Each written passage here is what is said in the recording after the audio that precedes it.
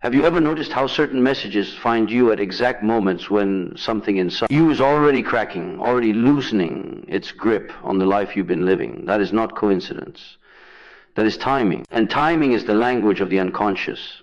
You didn't come across this because you were bored. You came across this because a part of you is no longer satisfied with old explanations, old roles, old masks. Something in you knows the ground is shifting, even if the world around you pretends everything is the same. Before every great transformation, there is disorientation. Before rebirth, there is a death no one applauds. Right now, many feel restless without reason, anxious without cause, disconnected from systems they once trusted. Relationships feel thinner, goals feel hollow.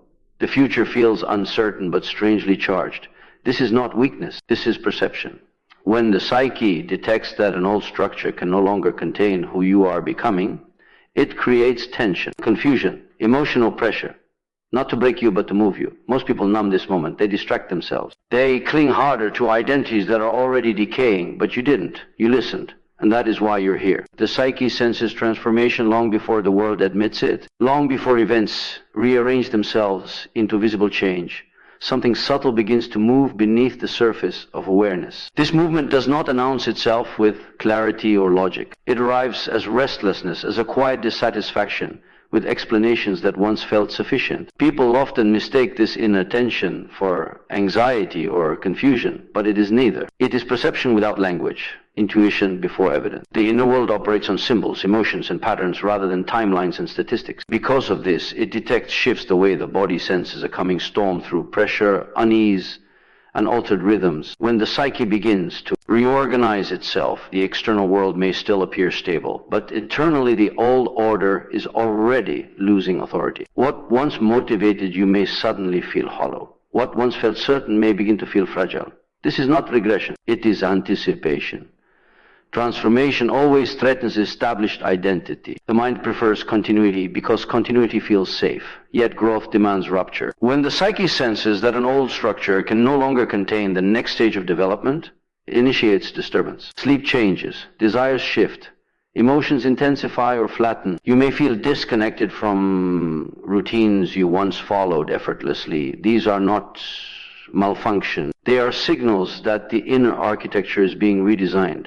Society, however, moves slower. It resists change until it is undeniable. Systems depend on repetition and predictability, so they dismiss early signs as exaggeration or weakness. This creates a painful gap between inner knowing and outer validation. Those who sense transformation early often feel isolated, misunderstood, or prematurely alarmed. They may doubt themselves because the world has not yet confirmed what they feel so clearly inside. This is where many people betray their own perception. They override inner signals with external consensus. They force themselves back into roles that no longer fit. They numb the discomfort instead of listening to it. But discomfort is not always an enemy. Sometimes it is the psyche's way of saying that remaining the same has become more dangerous than changing. The psyche does not initiate transformation to destroy you. It does so to preserve wholeness. When one way of being becomes too narrow, too rigid, or too disconnected from truth, the inner world pushes for expansion. This pressure can feel like chaos because order is dissolving, but chaos is only the midpoint between structures. Something must break so something more integrated can form. Those who sense change early often develop a deep relationship with solitude, not because they dislike people, but because their inner world has become louder than external noise. Reflection becomes unavoidable.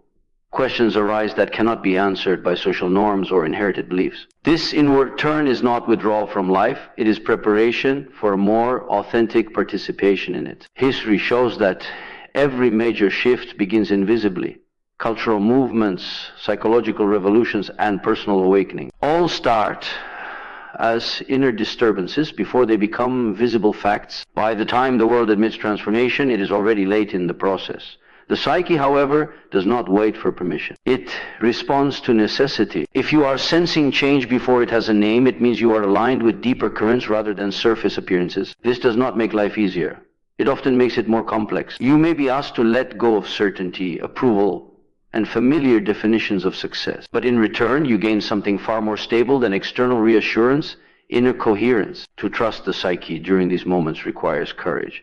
It means honoring signals that cannot yet be proven. It means allowing yourself to be out of sync with the world without assuming something is wrong with you. The world will eventually catch up, but the psyche has already moved on, already preparing you for a reality that has not yet arrived. When old identities collapse, the unconscious prepares a new center, expand it in 700 words. Never add any ending sentence. When old identities collapse, the unconscious prepares a new center. Identity is not as solid as it feels. It is a structure built from repetition, memory, expectation, and approval. For a long time, this structure provides orientation. It tells you who you are, how you belong, and what is expected of you. But identity is meant to serve growth, not replace it. When it becomes too small for the life energy moving through you, it begins to crack. The collapse of identity rarely looks dramatic at first. It often appears as fatigue with roles you once played confidently. You may still perform them well, but something inside has withdrawn its investment. The personality continues out of habit, while the inner world begins to detach. This detachment is not apathy. It is the unconscious loosening its grip on an outdated center of gravity. The unconscious does not dismantle identity without reason. It senses imbalance long before the conscious mind understands it. When a person over-identifies with a role, an image, or a belief, the psyche becomes one-sided. What is excluded does not disappear. It accumulates pressure. Eventually, the psyche demands reorganization, and the first step is disorientation. During this phase, people often describe feeling lost. They no longer recognize themselves in their own reactions. Values blur. Goals feel irrelevant. The question, who am I, stops being philosophical and becomes visceral. This is not a failure of character. It is the psyche removing a false center that no longer reflects the totality of the person. The collapse of identity is experienced as loss because the ego equates familiarity with survival. When the familiar dissolves, fear follows. Yet beneath this fear, the unconscious is already active, quietly assembling a new center. This center is not based on social roles or external validation. It is organized around inner alignment rather than performance. The unconscious works symbolically, not logically. It may express the formation of a new center through dreams and insights, emotional release, or unexpected attractions to ideas and experiences that once seemed irrelevant. These are not random. They are signals pointing toward a more integrated orientation of the self. This process cannot be rushed. The old identity must fully collapse before the new center can stabilize. Attempts to quickly replace one label with another only recreate the same imbalance in a different form. The unconscious insists on emptiness for a time. This emptiness feels uncomfortable because it offers no immediate definition, but it is fertile. It is the space in which something authentic can emerge. Many resist this stage by clinging to productivity, distraction, or reinvention without reflection. They attempt to rebuild identity from the outside rather than allowing it to grow from within. But a true center cannot be constructed consciously. It reveals itself gradually as the psyche integrates what was previously ignored, denied, or suppressed. As the new center forms, perception changes. Life is no longer approached through the question, how do I appear, but through what is true for me now. Decisions become quieter but more grounded. The need for constant approval diminishes. There's less urgency to prove and more capacity to respond. This does not mean certainty returns immediately. The new center is initially subtle, felt more as a sense of rightness than a clear narrative. But it provides something the old identity could not: internal stability that does not depend on circumstances. From this center, actions feel less reactive and more intentional, less defensive and more honest. When old identities collapse, it is not because you are losing yourself. It is because the unconscious is protecting you from becoming trapped in a version of yourself that no longer reflects your inner reality. The disorientation you experience is the sign of a deeper intelligence at work, quietly guiding you toward a center that is no longer borrowed, but lived inner chaos is not a curse, but evidence of impending integration expanded in 700 words and never add. Any ending sentence, inner chaos, is not a curse, but evidence of impending integration. Many people experience periods of emotional turbulence, mental disarray, and spiritual confusion, and interpret them as failure, weakness, or misfortune. Society often reinforces this misconception, framing discomfort as something to be avoided, suppressed, or fixed. Yet chaos within the psyche has its own intelligence. It signals that the structures that once maintained balance are being questioned, reorganized, or replaced, and that a higher order is quietly forming beneath the surface of conscious awareness. Chaos often appears first as restlessness. Thoughts spiral in ways that seem random. Emotions fluctuate without obvious triggers, and routines that once provided stability suddenly feel inadequate. This is not a malfunction. It is an internal signal. The psyche does not generate disorder without purpose. Just as a storm clears stagnant air and fertilizes the land, inner chaos clears outdated habits, rigid beliefs, and suppressed truths.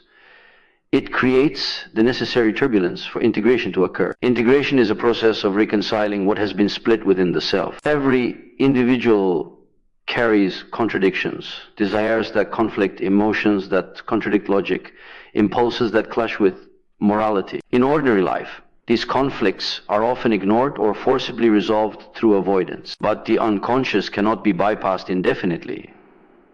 It uses chaos to force attention where avoidance has failed. The agitation, confusion, and discomfort are the psyche's way of saying, notice me, align with me, prepare for the next stage. During periods of chaos, the ego experiences vulnerability. Old narratives about who you are, what you should want, and how you should behave begin to crumble. This can feel terrifying because identity is temporarily destabilized. What was once reliable, the sense of control, predictability, and continuity is disrupted. Yet this disruption is not random punishment. It is a necessary condition for growth. The psyche is dismantling rigid patterns to make room for a more comprehensive, coherent center of selfhood. Emotional intensity often accompanies this chaos. Feelings of grief, anger, longing, and fear surface in unpredictable waves. They are not signs that something is wrong with you. They are evidence that unconscious material is rising to consciousness. Shadow elements, neglected desires, and unacknowledged truths demand recognition.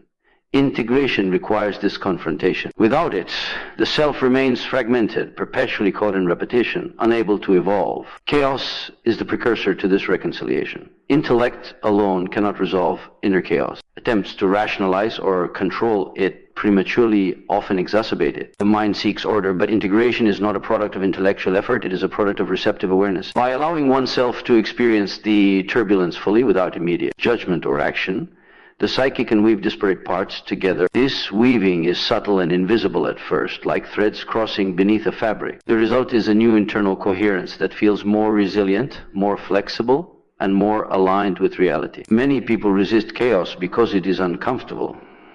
They distract themselves with activity, external validation, or substance. They attempt to fix emotions that cannot be fixed, yet resistance prolongs suffering, because the psyche will not allow essential material to be ignored indefinitely. The longer one attempts to bypass inner disorder, the more insistently it asserts itself through dreams, compulsions, or crises. Paradoxically, the path to peace passes through chaos, not around it. Those who embrace inner chaos discover subtle transformations. They notice patterns emerging from what once seemed random. Conflicts within themselves begin to make sense, as previously denied aspects find expression. Decisions that once felt confusing become clearer as they align with the whole self rather than fragments of identity. Relationships shift, not because others have changed necessarily, but because one's perception of them changes as the inner landscape becomes integrated. In this process, patience becomes essential. Integration does not happen on a timetable, and the chaos may persist longer than comfort allows. Yet every moment of unrest is evidence that the psyche is actively reconstructing itself. It is a sacred signal of readiness, readiness to reconcile contradictions, embrace depth, and inhabit a self that is less fractured and more authentically alive. Chaos, therefore, is not punishment. It is not failure. It is not proof that one is weak or lost.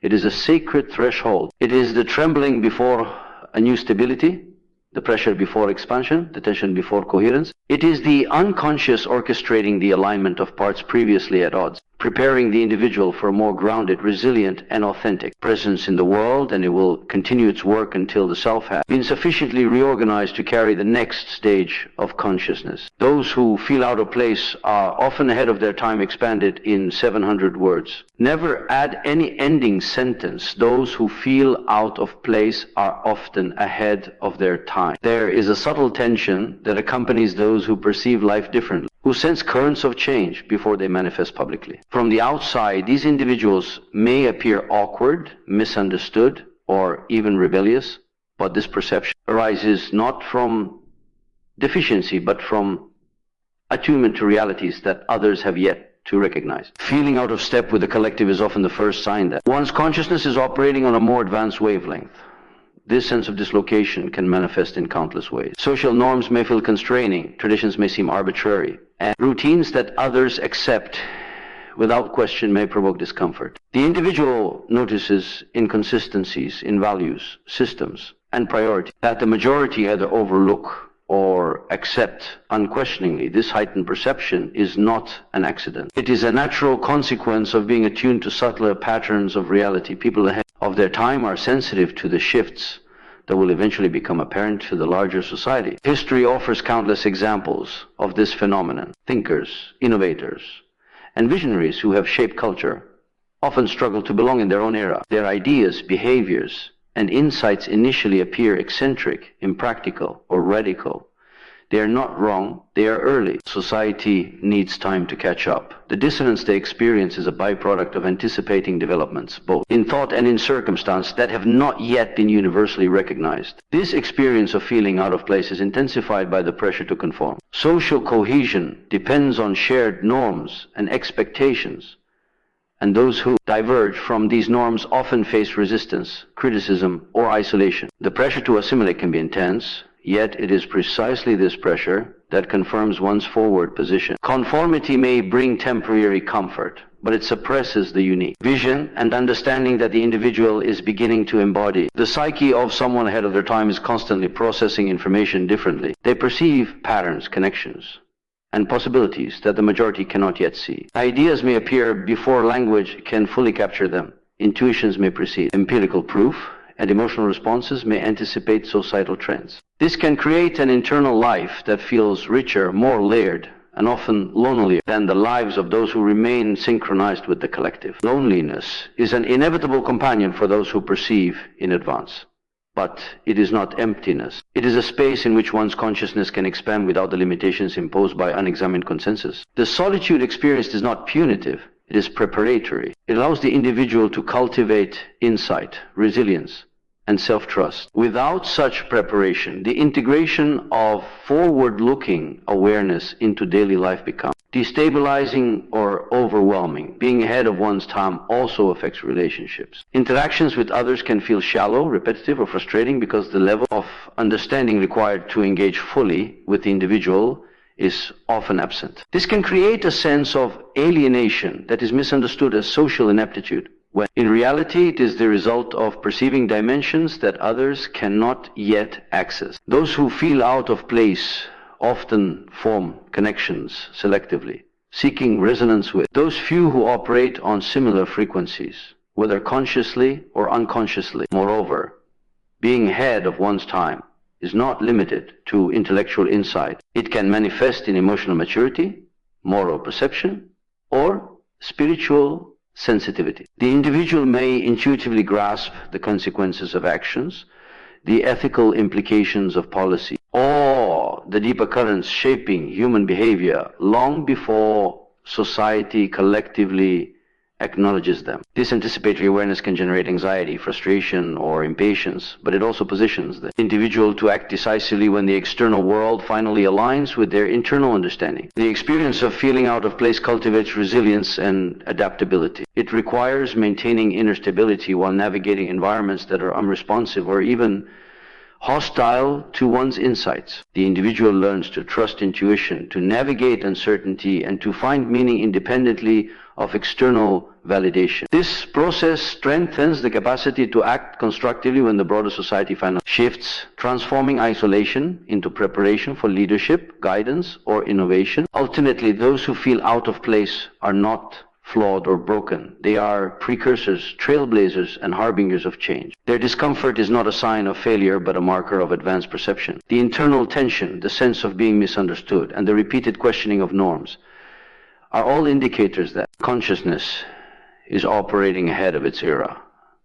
This alignment with future currents allows them to perceive what others cannot, to innovate where others replicate, and to lead when the world eventually catches up. In the quiet moments of reflection, when the dissonance is most acute, the individual begins to recognize that their separation from the collective is a gift, not a curse. It is a signal that the mind, heart, and spirit are evolving in preparation for reality that has not yet been recognized, and the experiences of alienation. Solitude are necessary conditions for cultivating the insight, vision, and resilience required to navigate the new paradigm that lies just beyond the horizon. Collective shift always begins as a private awakening expanded in 700 words, and never add any ending sentence. A collective shift always begins as a private awakening. Societal transformations, cultural revolutions, and changes in collective consciousness rarely emerge fully formed. They originate in the interior world of individuals who sense that the current order is incomplete, insufficient, or misaligned with deeper truths. These awakenings often go unnoticed at first, hidden beneath daily routines, personal struggles, or quiet contemplation. Yet within them lies the seed of transformation that eventually ripples outward, touching communities, systems, and entire generations. Private awakening is not always dramatic. It does not necessarily come with clarity, triumph, or immediate understanding. More often, it arrives as subtle dissatisfaction, a quiet sense that life, as it has been lived, no longer resonates. Small but persistent questions emerge. Why do I follow this path? Why do I accept what is given without examination? Why does conformity feel hollow? These questions are not idle curiosities. They are signals that the inner world is initiating change, preparing the psyche to perceive beyond inherited norms. The individual experiencing a private awakening often feels out of sync with the surrounding world. Routine behaviors may seem meaningless, habitual responses hollow, and social expectations stifling. This dissonance is uncomfortable because society is structured around continuity and predictability. To awaken privately is to recognize that what others accept without question may no longer serve you, and to begin seeking alignment with what feels authentic rather than conventional. This process is not limited to intellectual insight. Emotional, moral, and spiritual dimensions awaken simultaneously, even if unevenly. The heart becomes more sensitive to injustice, cruelty, or superficiality. The mind begins to perceive patterns and possibilities that were previously invisible. The spirit senses a longing for coherence, connection, and purpose beyond external validation. This awakening integrates multiple layers of consciousness, creating a foundation for meaningful change that extends outward when the time is ripe. History illustrates that major societal transformations are always preceded by private awakenings. Thinkers, artists, philosophers, and leaders often begin their journeys in isolation, grappling with questions that the collective has not yet recognized. Their inner transformations precede their influence. The abolition of injustice, the discovery of scientific truths, the reimagining of cultural values, these all originate from individuals whose inner lives have stirred before external systems acknowledge the need for change. Private awakening is often accompanied by solitude, reflection, and a willingness to confront uncomfortable truths. It requires separating from inherited beliefs and questioning assumptions that were previously unexamined. This process can be disorienting as the familiar structures of identity, community, and culture may no longer feel sufficient. The awakened individual may feel alienated, misunderstood, or even rejected. But this very alienation is a sign that the internal reorientation is taking hold.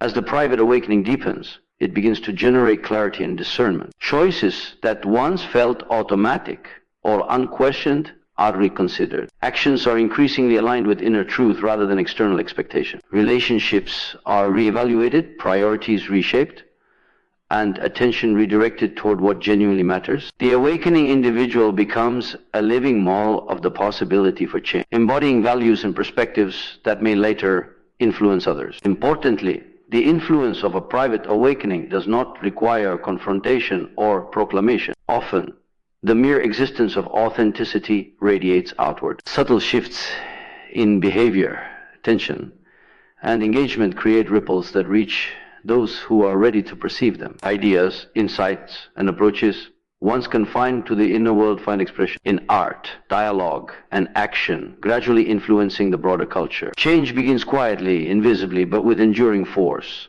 A collective shift, therefore, is not an accident of circumstance. It is the cumulative effect of countless private awakenings. When enough individuals awaken to the same truths, values, or patterns of perception, the outer world begins to transform. Laws, institutions, norms, and collective behavior eventually catch up with what has been realized in the inner landscape. The timing of this external alignment depends on the readiness of both individuals and the structure that surround them, but it is always preceded by a critical mass of inner awareness. The power of private awakening lies in its inevitability. While it may feel fragile, isolated, or inconsequential, it is the origin of authentic influence. It prepares the individual to navigate turbulence, model change, and recognize opportunities that remain invisible to those unawakened. Through patient attention, reflection, and inner work, the awakened individual cultivates stability, insight, and discernment quality, essential for the eventual translation of inner truth into outer transformation. Private awakenings are not uniform or identical. Each arises in response to the unique circumstances, history, and psyche of the individual. Yet they share a common feature, the recognition that life must be lived more consciously, authentically, and responsibly. This inner orientation serves as the invisible engine of collective change, quietly preparing the consciousness of society to catch up with the wisdom already emerging in the hearts and minds of its earliest perceivers.